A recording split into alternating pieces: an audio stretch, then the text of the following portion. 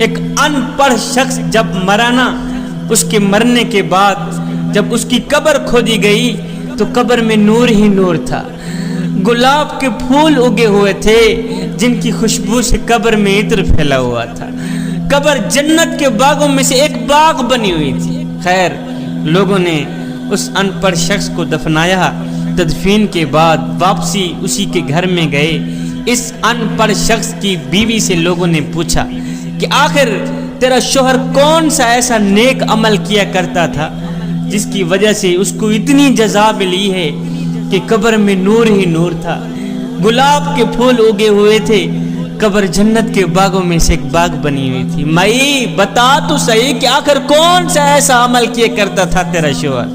تو وہ مائی کہنے لگی، بھائیو میرا شوہر تو چٹا ان پڑھ تھا، چٹا ان پڑھ، وہ کوئی باعمل انسان تو نہیں تھا، ہاں اس کا ایک ایسا عمل تھا جو مجھے یقین ہے وہی عمل میرے اللہ کو پسند آیا ہوگا کہ وہی عمل میرے شوہر کی بخشش کا ذریعہ بن گیا۔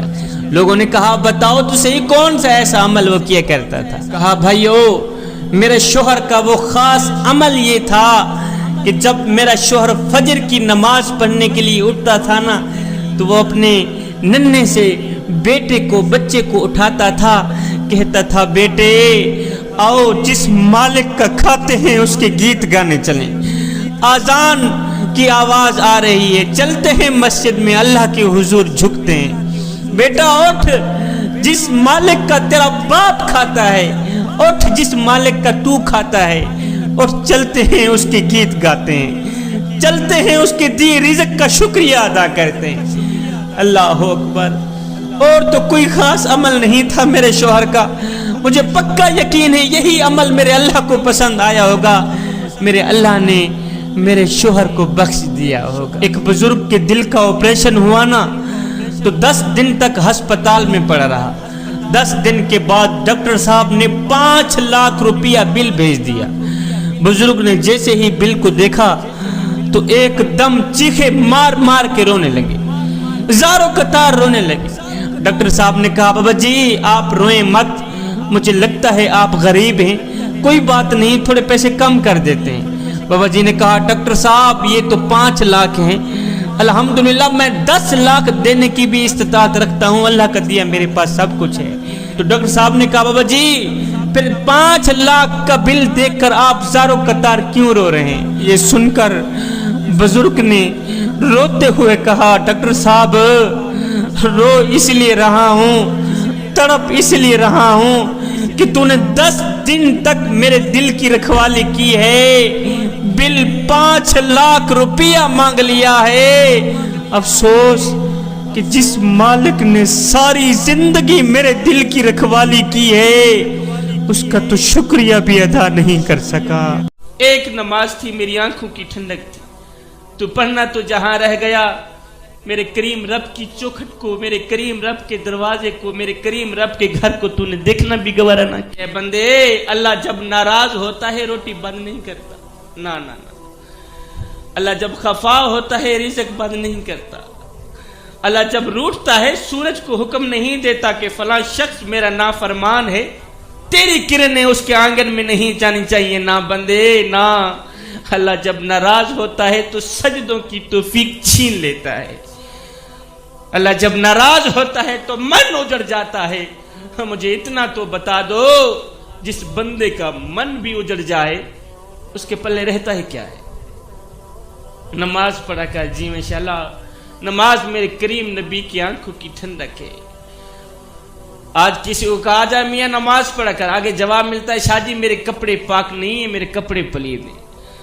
اور نادان تیرے کپڑے پاک بھلا کیسے ہو سکتے ہیں؟ تو اللہ کے حضور جھکنا نہیں جانتا، اللہ کے حضور جھکنا سیکھ لے، وہ تیرا تن بھی پاک کر دے گا، وہ تیرا من بھی پاک کر دے گا۔ استاد کلاس پڑھا رہے تھے، آگے بچے پڑھ رہے تھے، آپ لوگوں میں سے کوئی استاد بھی بیٹھے ہوں گے، دل کے کانوں سے سنیے گا میاں، اثر کرے نہ کرے کوئی سن تو لے میری فریاد، نہیں ہے داد کا طالب یہ بندہ ہے آزاد۔ استاد کلاس پڑھا رہے تھے، بچے پڑھ رہے تھے، استاد نے ایک سوال کیا، بچوں وہ کون سے لوگ ہیں جو نماز نہیں پڑھتے؟ اب جو لوگ نماز نہیں پڑھتے نا، وہ دل کی کانوں سے سنیں۔ استاد کلاس پڑھا رہے ہیں، بچے پڑھ رہے ہیں، استاد نے ایک سوال کیا، بچوں وہ کون سے لوگ ہیں جو نماز نہیں پڑھتے؟ وہ کون سے لوگ ہیں جو نماز نہیں پڑھتے؟ وہ ایک بچہ کونے سے کھڑا ہوا، اس نے بڑی ہی معصومیت سے جواب دیا، استاد جی جو لوگ مر چکے ہیں نا وہ لوگ نماز نہیں پڑھتے۔ دوسرا بچہ کونے سے کھڑا ہوا، اس نے بڑی ہی معصومیت سے پیارا جواب دیا، استاد جی جن کو نماز نہیں آتی نا وہ لوگ نماز نہیں پڑھتے۔ تیسرا بچہ کھڑا ہوا، اس نے بڑی ہی معصومیت سے پیارا جواب دیا، استاد جی جو لوگ کافر ہیں نا وہ لوگ نماز نہیں پڑھتے۔ بچے تو جواب دے کر فارغ ہو گئے، لیکن استاد کو سوچنے پر مجبور کر دیا کہ میرا شمار کن لوگوں میں ہو؟ کیا میں مر چکا ہوں جو نماز نہیں پڑھتا؟ کیا مجھے نماز نہیں آتی جو میں نماز نہیں پڑھتا؟ کیا میں کافر ہوں جو نماز نہیں پڑھتا؟ میں کو میڈا دکھ، میں کو تیڈا دکھ، میں کو ہر مظلوم انسان دا دکھ، جتا ظلم دی بھا پہ بلدی ہے، میں کو روہی چولستان دا دکھ، جتا کوئی انصاف دا نہ کہنی، اور میں کو پورے پاکستان دا دکھ، جڑے مر گئے ہیں نو تا مر گئے ہیں، میں کو جوندے قبرستان دا۔ آج 10 بندے اکٹھے بیٹھے ہوں، ادھر سے مؤذن آواز دیتا حیا علی الفلاح، چلے آؤ کامیابی کی طرف، لوگ ڈھونڈتے رہے کامیابی کو، مؤذن ساری زندگی کہتا رہا حیا علی الفلاح۔ جوانو تم کون سی کامیابی چاہتے ہو؟ مؤذن تو ابھی بھی آوازیں لگا رہا حیا علی الفلاح، ادھر سے مؤذن آواز دے رہا ہے اللہ اکبر۔ ادھر 4 نوجوان اکٹھے بیٹھے ہیں، ایک کہتا ہے جی آج کل دین پہ چلنا بڑا مشکل ہو گیا، دوسرے بھی اس بات پہ اپنا سر ہلاتے، جی اچھی طرح سر ہلاتے، اچھا ٹھیک ہے جی آج کل دین پہ چلنا بڑا مشکل ہو گیا ہے، ایسا لگتا ہے جیسے اس نے کوئی بڑے فلسفے کی بات کہہ ڈالی، وہ سارے سر ہلا رہے۔ جب وہ نوجوان کہہ رہا ہے دین پہ چلنا بڑا مشکل ہو گیا ہے، قبلہ جو مسجد میں جاتا ہے تو آگے موسم کے مطابق ٹھنڈا اور گرم پانی دستیاب ہے، جو مسجد میں جاتا ہے مسجد کے اندر داخل ہوتا ہے تو آگے ہیٹر ایسی لگے ہوئے ہیں، موسم کے مطابق ماحول دستیاب ہے۔ آج کل دین پہ چلنا بڑا مشکل ہو گیا ہے، یہ وہ شخص کہہ رہا ہے جو مخملی قالینوں پہ کھڑا ہو کے قیام کرتا ہے۔ مخملی قالینوں پہ کھڑا ہو کے قیام کرنے والا، مخملی قالینوں پہ کھڑا ہو کے رکوع کرنے والا، مخملی قالینوں پہ بیٹھ کے سجدے کرنے والا شخص کتنے ناز اور نخرے سے کہہ رہا ہوتا ہے جی آج کل دین پر چلنا بڑا مشکل ہو گیا ہے۔ میں کہتا ہوں نادان، دین تیرے لیے مشکل ہے یا کربلا والے حسین کے لیے مشکل تھا؟ میاں جن کے لیے دین مشکل تھا انہوں نے تو کہا بھی نہیں ہے دین پہ چلنا بڑا مشکل ہو گیا ہے، تو خامخواہ کہہ رہا ہے دین پہ چلنا بڑا مشکل ہو گیا ہے۔ اور جن کے پاؤں میں رسی ڈال کر کے مکے کے بازاروں میں گھسیٹا گیا، اس بلال نے تو نہیں کہا تھا کہ دین پہ چلنا بڑا مشکل ہو گیا ہے۔ اس کے اوپر پتھر برسائے گئے، اس بلال نے تو نہیں کہا تھا دین پہ چلنا بڑا مشکل ہو گیا۔ اللہ اکبر، مالک بلال کے اوپر پتھر برساتا ہے، بارش برس رہی ہے، نیچے آہت آہت کے نغمے گا رہا ہے بلال۔ کسی نے گزرتے ہوئے پوچھ لیا بلال میاں عجیب تماشا ہے تیرا مالک تجھے مارتا ہے، تجھے پتھر مارتا ہے، تو آگے سے مسکراتا ہے۔ آگے جو بلال نے جواب دیا میاں وہ دل کے کانوں سے سننے والا جواب ہے۔ بلال نے کہا میاں تم بازار میں جاؤ نا مٹی کا پیالہ خریدنے کے لیے، مٹی کا پیالہ خریدنے کے لیے جاتے ہو نا تو اسے پیالے کو ٹھونک بجا کے چیک کرتے ہو کہ کہیں یہ کچا تو نہیں ہے، اس کی آواز تو ٹھیک ہے نا۔ کہتا ہے آج میرا مالک بلال کو خرید رہا ہے اور دیکھ رہا ہے بلال کی کچا تو نہیں ہے۔ میں کہتا ہوں میرے کریم رب خرید لے اس نکمے کو، کھال ادھر جائے گی، حق حق کی آواز ختم نہیں ہو۔ جوانوں ان کی آواز سنتے ہیں تو ایک دم کانپ کیوں جاتے ہیں، جسم پہ لرزہ کیوں طاری ہو جاتا ہے؟ تو حضرت نہیں پڑھتے، محبوب سمجھنا۔ جب تم نماز نہیں پڑھتے تو یہ نہ سوچا کرے کہ وقت نہیں ملا، بلکہ یہ سوچا کریں کہ تم سے کون سی ایسی خطا ہو گئی ہے کہ اللہ نے تمہیں اپنے سامنے کھڑا کرنا بھی پسند نہیں کیا۔ اللہ اکبر۔ سجدوں کی توفیق ملنا بھی رب کی نعمتوں میں سے ایک نعمت ہے، ورنہ جن سے یہ توفیق چھین لی جاتی ہے نا، پھر نہ وہ دنیا کے رہتے ہیں نہ ہی آخرت کے رہتے ہیں۔ چن لے مجھے بھی اپنے سجدہ کرنے والوں میں یا رب، کب تک بھاگتا رہوں گا تجھ سے تیری ہی دنیا میں۔ اللہ اکبر۔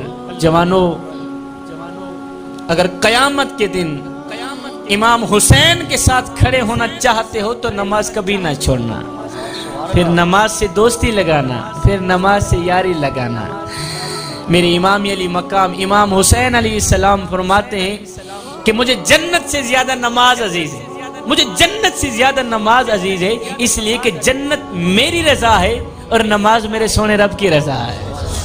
اللہ، نماز پڑھتے وقت ایسا لگتا ہے جیسے نماز کا ہر ایک سجدہ ہمیں دلاسا دے رہا ہو، میاں گھبرا نہیں، تیرا رب تیرے ساتھ ہی ہے۔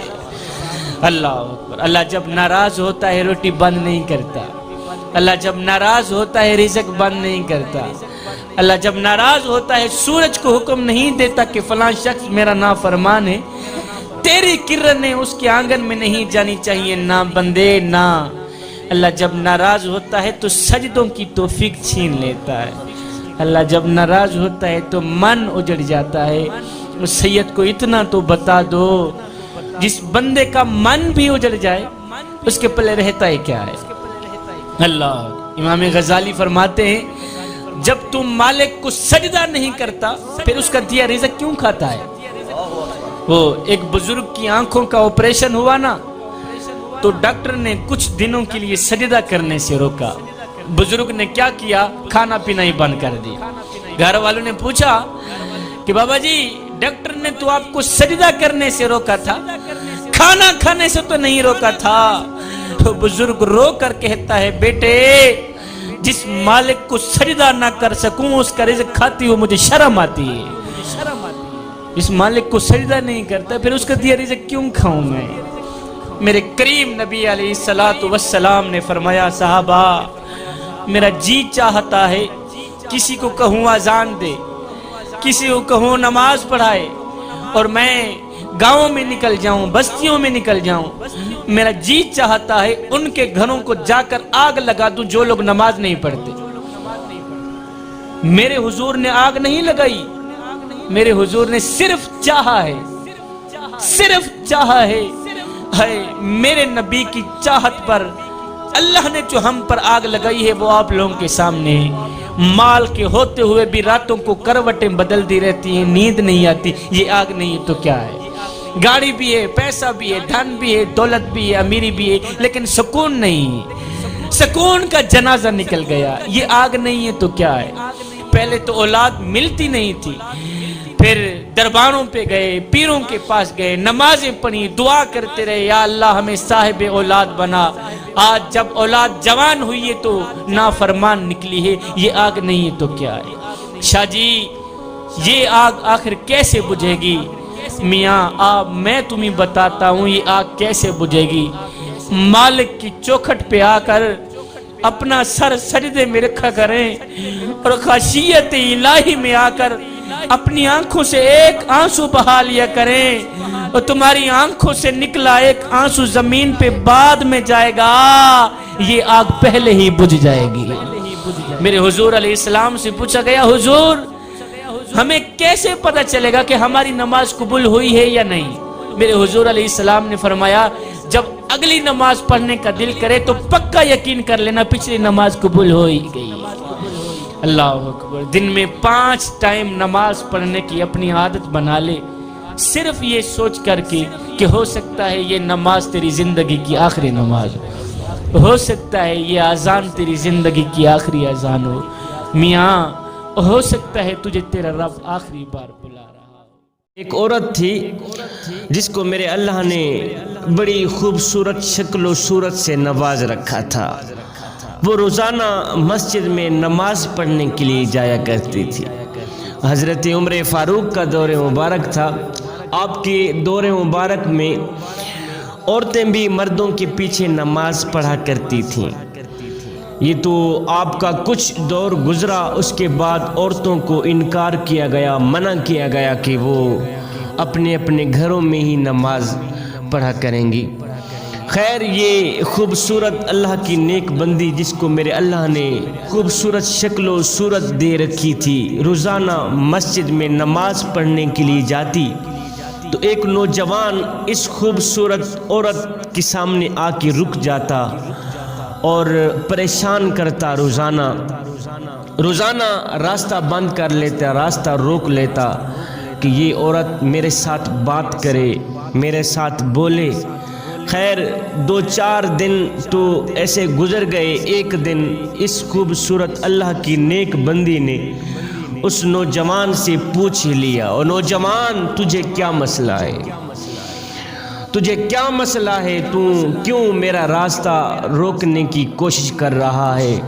میاں میں نماز پڑھنے کے لیے جاتی ہوں، اللہ کے حضور سجدہ کرنے کے لیے جاتی ہوں، تو روزانہ مجھے تنگ کیوں کرتا ہے؟ تو روزانہ مجھے پریشان کیوں کرتا ہے؟ تو میرا راستہ کیوں روک لیتا ہے؟ بتا تو صحیح وجہ کیا ہے؟ کیا مسئلہ ہے تجھے؟ تو اس نوجوان نے اپنے قلب کی خواہش کا اظہار کیا، کہنے لگا، او اللہ کی نیک بندی، میں تو تیرا چاہنے والا ہوں، میں تو تیرے ساتھ محبت کرنے والا ہوں، تو تجھے اپنانا چاہتا ہوں، میں تو تجھے حاصل کرنا چاہتا ہوں، تیرا عشق میرے دل میں سما گیا ہے، تیری محبت میرے دل میں سما گئی، بس میں تجھے حاصل کرنا چاہتا ہوں۔ اللہ کی نیک بندی نے اپنے دل میں کہا، او نادان، اللہ کی محبت کی جگہ تو نے میری محبت کو سما لیا ہے اپنے دل میں، اور کچھ تو شرم کر لیتا۔ خیر اس اللہ کی نیک بندی نے کہا، میری ایک شرط ہے، وہ شرط پوری کر دے، اس کے بعد تو جو کہے گا میں ویسے ہی کروں گی۔ اس نوجوان نے کہا، جلدی بتاؤ، آسمان سے اگر تارے توڑ کے لانے پڑے وہ بھی لانے کو تیار ہوں، جلدی بتاؤ کون سی شرط ہے تیری؟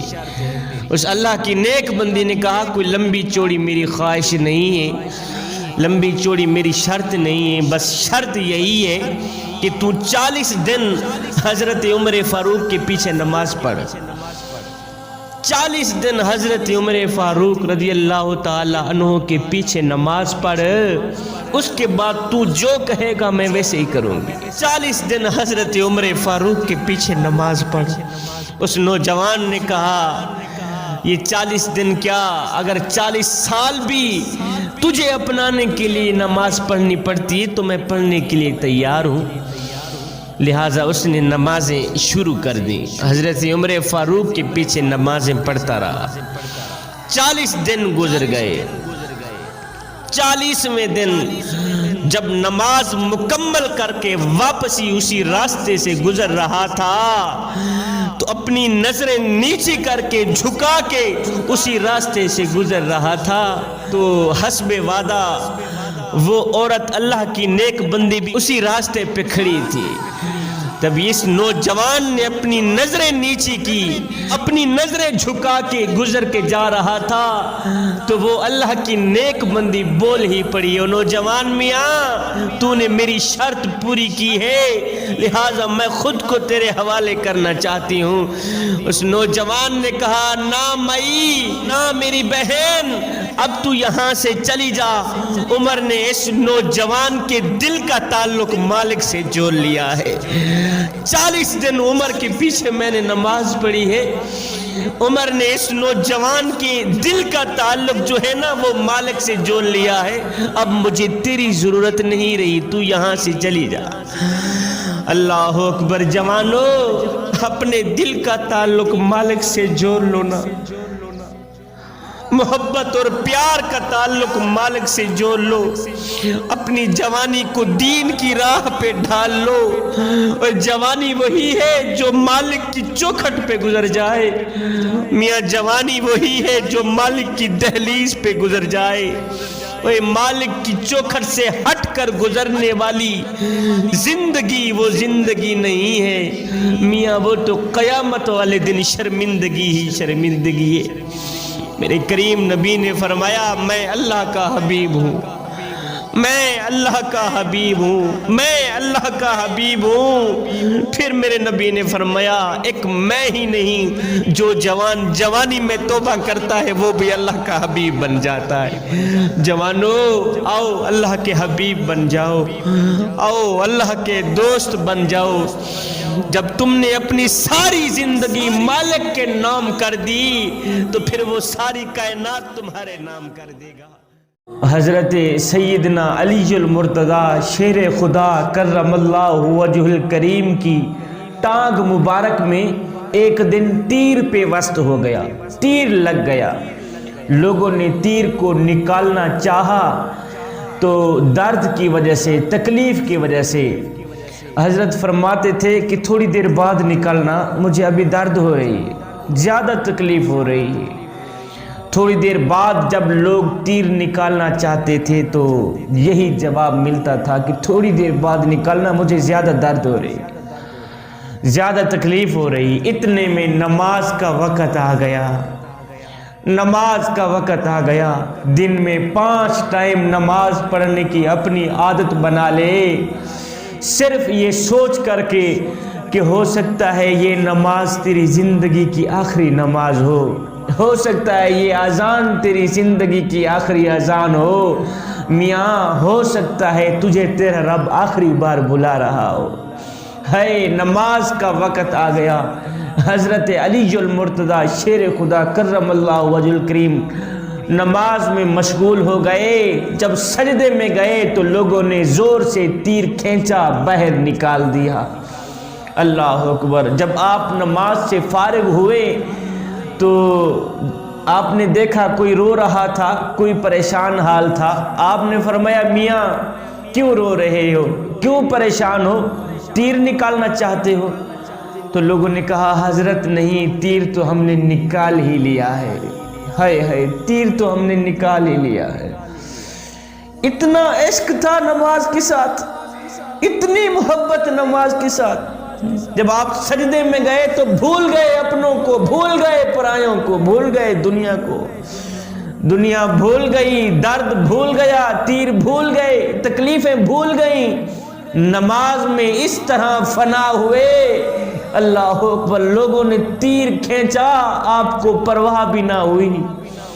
اللہ اکبر۔ جوانو تمہارا تن تو مسجد میں ہوتا ہے، من دوستوں کے پاس ہوتا ہے۔ تمہارا جسم تو مسجد میں ہوتا ہے، تمہاری سوچیں دوستوں کے پاس ہوتی ہیں، تمہارے رجحان کاروبار کی طرف ہوتے ہیں۔ آئے کسی لیے ہیں؟ نماز پڑھنے کے لیے آئے۔ نماز میرے کریم نبی کی آنکھوں کی ٹھنڈک ہے، میاں نماز پڑھا کر۔ نماز دین کا ستون ہے۔ جس بندے کے اندر نماز ہے اس کے اندر سب کچھ ہے، جس کے اندر نماز نہیں اس کے اندر کچھ بھی نہیں۔ اے بے نمازی نوجوان، نماز تو وہ لاڈلی عبادت ہے جو اللہ سے ہر بات منوا لیتی ہے۔